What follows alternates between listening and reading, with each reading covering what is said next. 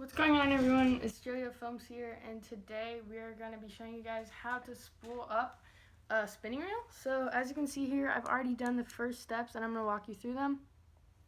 But right now what I have is a Fluger President 2500 size paired up with the Ugly Stick GX2 6-foot rod.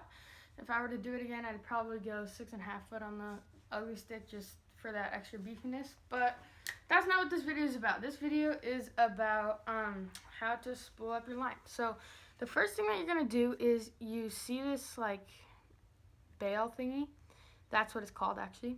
So this is a thing that turns around the reel, and the reel, and the spool rotates up and down. As you can see, it'll go down and then it'll go up and down again, so that you have an even like spool all across the entire spool. So first what you're going to do is you're going to take your line and you're going to go underneath that bail right here. And you're going to wrap it all the way around the reel like that. And then you're going to tie a knot. I just use a basic overhand knot. If you are really worried about like your knot coming loose or getting spooled or something like that, there's some pretty advanced knots that you can look up on the internet if you really want one of those. But I don't think it's needed for like the kind of fishing I'm doing.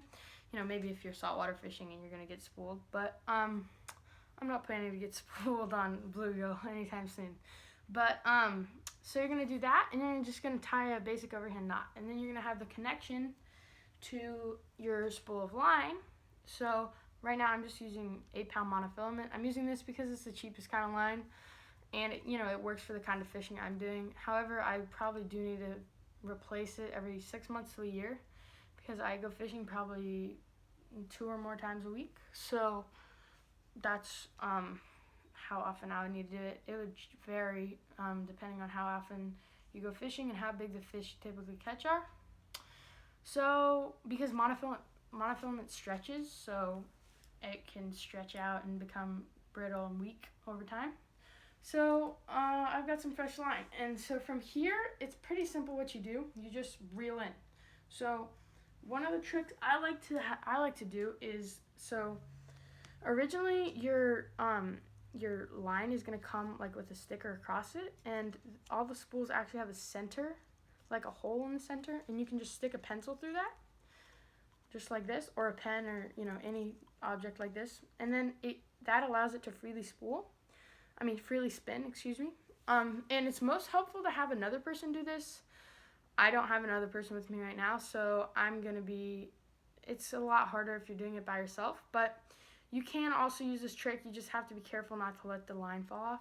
Or you can also just like lay it on the floor and just like allow the line to pull out like that.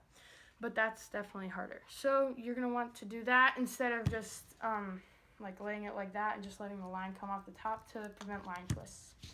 So yeah, line twists also make your line weaker. So I'm going to reel in until probably I'd say 5/6 of the way or 7/8 of the way to the edge of the spool.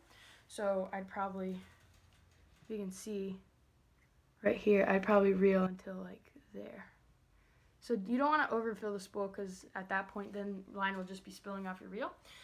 So yeah, I'll catch you when I have reeled in 5/6 of the way to the edge of the spool.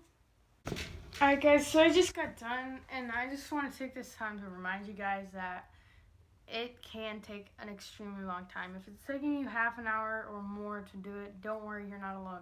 The first time I was doing this, it probably took me upwards of an hour because it's just so confusing and fishing line is so tangly, and yeah, don't worry about it.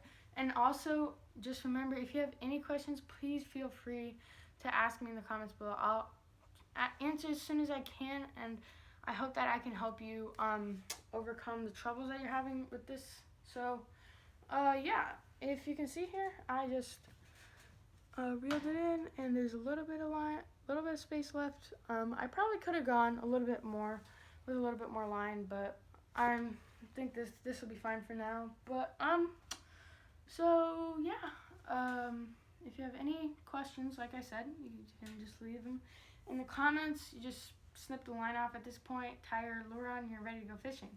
So yeah, I hope you enjoyed. If you did, please feel free to drop a like on this video, and subscribe if you like my channel and you want to see more. I make fishing videos, scootering videos, and how-to videos like this one. So yeah, I hope you enjoyed, and I'll see you in the next one. Bye.